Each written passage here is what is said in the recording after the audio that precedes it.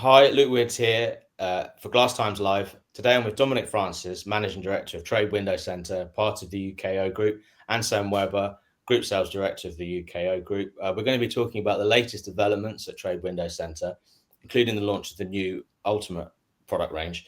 Dom, I'll come to you first. There's been lots of investment at Trade Window Centre this year, new machinery, a new operations director, lots of work positioning the company for growth. Just give us a brief overview of what's been happening. Yeah, so this year in particular, we've invested in a SPA4 machining centre, which has took our capacities from the low hundreds into the thousands, really. Obviously, on the back of that, we've also moved into a 26,000 square foot manufacturing facility. Obviously, it's brand new, dead modern, so it's quite bespoke, and we've been able to kit it out and do things as we need to do. Obviously, we've come from a different background of being in older sort of more buildings where you can't utilise the space the best. So it's been a godsend to have sort of a blank canvas to do what we need to do with it. On top of that, we've brought in Stuart Peat, who's an industry specialist. He's our new operations director. He's brought a wealth of knowledge and skill to the business, and he's just accelerated all the things we've been doing really over these past few years. To be honest, I mean, as much as we've done the vast majority of the infrastructure and the planning and sort of being able to go out and pick up new business. Since Stuart joined, it's really accelerated things in all aspects of what we do.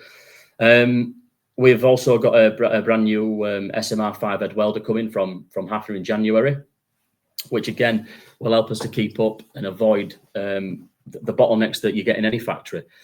So obviously it's a transition, it's a plan. It doesn't just stop at what we've done already. There's going to be corner cleaners and everything else that comes along with that. So yeah, we've done an awful lot, and we will continue to put the growth plans in place to be where we need to be. Yeah. So Sam, I'll come to you. A big part of this investment recently, one of the most exciting things perhaps, has been the introduction of the new Ultima product range. I've got the name right, haven't I? Ultima. Can you tell us a bit more about the decision behind that and what it means for your customers? Yeah, certainly. Can I just apologise? We're not actually filming from the stages of I'm a Celebrity, Get Me Out of Here. We're actually in Thurcroft near Rotherham, but the backdrop might suggest something a bit different. But no, look, as I joined the group in February, we had a very clear strategy to get the businesses up to 50 million over the next 5 to 6 years. Part of that process was to get the product ranges right for each of the businesses. So from the FIT show, me and Dom have been working really, really closely on what product range. And to be fair with Dom, he's been asking all the right questions. What do we need to do to get to our 15 million? Where are we now? How long is it going to take? Geographically, what are we going to need? Salespeople, resource. We've been asking all the right questions, and we saw a lot of the key profile suppliers, and they were all really, really good. But we ended up choosing Epwin Group and Profile 22 for a variety of reasons, which I won't go into now. But what it meant was that from the FIT show really to where we are now, we've done the transition. We've got the product out there. It's been really, really well received. The next stage was to have a really, really good, useful, tangible retail consumer brochure. And the benefit of being part of a group is we have an in-house marketing department, with people that write copy.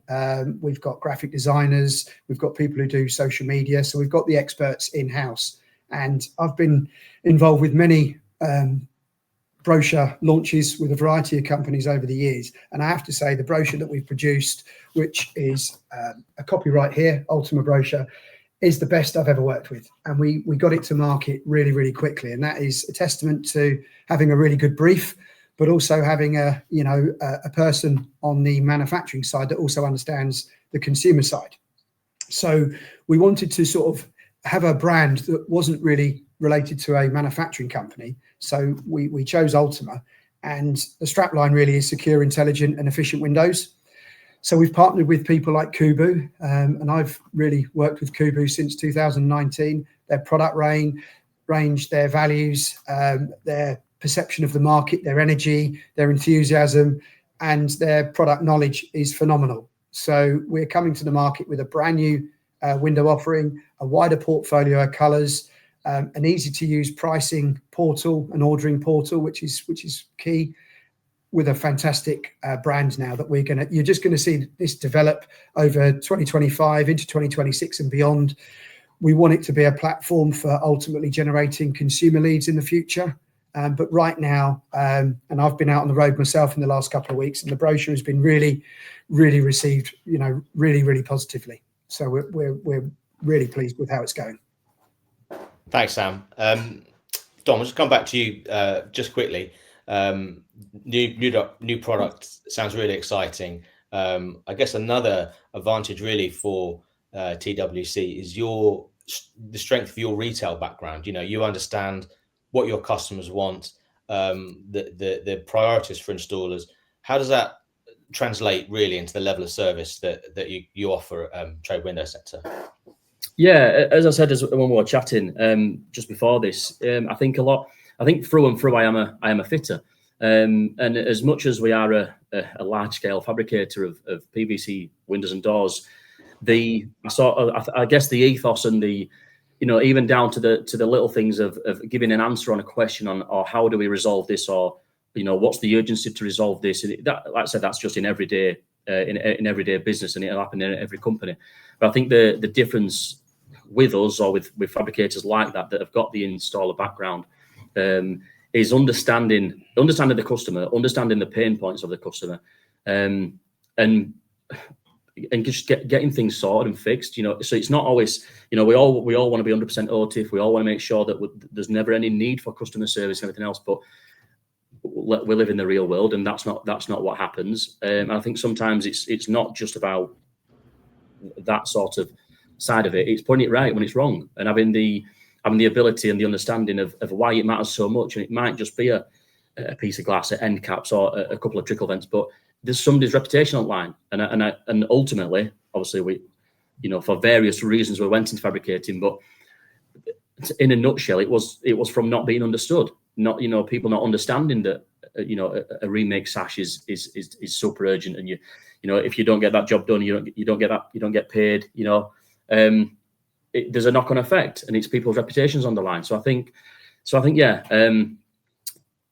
we could talk about that all day, but there's a massive advantage in our opinion from understanding the installer, from, like I say, having the experience and being there and running an installations business for 7 years, which still runs to this day, and really understanding it. I think it's that level of communication, isn't it? Really, with being able to just communicate clearly and effectively with what installers need, and that's hugely important, I think, for your customers, and also for when for their customers as well. It enhances their customer service. But absolutely, yeah, and I think that sort of resonates through the business as well. Sort of having that mindset and that ethos and that understanding. It flows through the business now, and everybody understands the importance of the communication, resolving, whether it be an issue or whatever it is resolving it and putting the customer first. But that's a little bit cliche. I know that's sort of thrown around a lot, but actually sticking by that and putting the customer first. I think just to add to that, you can't underestimate the emphasis on resonating with your customer base. So when typically throughout my career, I've always worked for trade manufacturers, and I've always tried to be empathetic with our customers, trying to understand their business, whether it be a trade counter, a small one-man band, a more sophisticated retail business with multi-sites. They all need something a little bit different.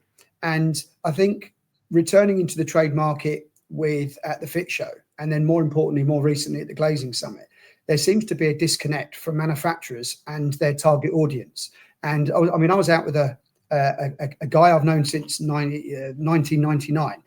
He was a sales guy with me. He's now got a very successful trade counter business. He's been with one of his suppliers for 15 years, and they're doing nothing wrong. They're a brilliant company to deal with. Products turn up when they say they're going to.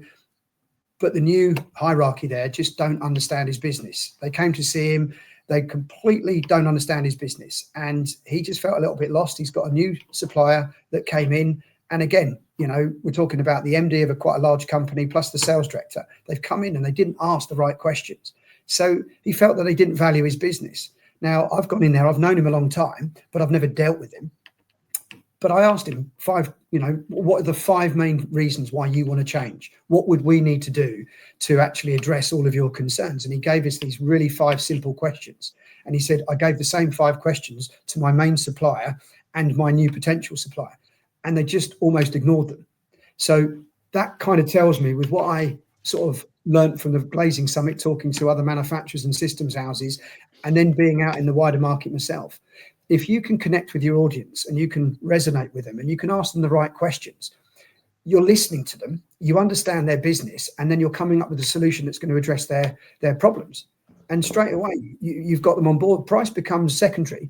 Okay, your product range has got to be sufficient. And obviously, we've got a really, really strong USP, which is our pricing and ordering portal, which is making just the day-to-day life with us. But speaking to Dom, and I didn't realise the depth of his retail experience, but when he was talking to one of quite a decent sized company prospect that came up, straight away he saw the relief. When they left it, they said, crikey, finally a manufacturer that understands our business. And we just take it for granted that it's a transactional process. A customer comes to you, you supply them, it's OTIF. Well, that should be the basic fundamental of a business relationship. Then it's, what can we do for you? How can we help grow your business? You know, your business is slightly different to somebody else's I deal with. How can we help you? So that's really, really important to get the point across. No, thanks, Sam. I mean, you mentioned there you're out talking to customers. Finally, just, in terms of the feedback from the market, and especially following the budget, which as we speak was yesterday, I think a lot of people are still digesting it. Looking ahead to 2026, what's the feedback you're getting from the market, from customers, and your thoughts on the new year ahead? Look, markets go through cycles. Whether it be business cycles, product cycles, financial cycles. Every year there's a budget, or twice a year there's a budget. Every 4 years there's generally a change of government or change of policies. There's going to be a war in some other part of the world that's going to affect the markets, whatever. So there's always what I call macro and micro noise out there. I suppose if you've got a strong strategy and you believe in your strategy and you believe in your approach. So I've spoken to many people over the last few months, certainly since I've joined UKO Group, and they say you're coming out with some bold figures there, some really ambitious targets, and the market is likely to contract. But also on the flip side, there's going to be some casualties. So there's a finite amount of windows that are going to be required. We're not in some of those markets, which is new build. So our traditional market is the trade counter and the retail installer. Okay. Then we look at the kind of companies that are dealing with people out there. There's a lot of complacency with manufacturers. There's a lot of manufacturers that have been doing the same thing for 30 years, which is a plus point in some respects, but they're difficult to change. And the markets are changing. Technology is changing. Smart tech is changing. That's why we've introduced Kubu, because we believe that's a future, is future-proofing our product. Coming out with a brochure that is usable rather than just a tick box to say we've got a marketing asset. But in terms of the market, yes, we knew the budget was going to be bad. Part of it was leaked, weeks ago, and then the OBR released, the fundamentals just before the budget. But the reality is we're still going back to our strategy, which is grow by growing into new sales territories, growing by increasing our sales team, growing by the complacency of the fabricator network, and growing because we've got a stronger, and we're reinforcing our product portfolio. And every time we go for a little wobble, which was what happens on a strategy, we realign ourselves in our board meetings and we realign ourselves with our strategies. I'm not going to say it's going to be easy, and I'm not saying we're going to achieve our targets as quickly as everybody would like, but we are absolutely laser focused on the job in hand. And if we've got really good foundations in which to grow, Dom and Stuart have done some really good work in the factories to get them just ready for scaling up.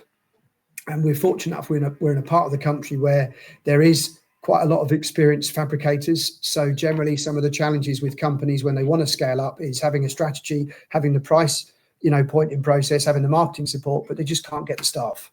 So we've got a lot of those tick boxes in place, and I feel very confident in the future.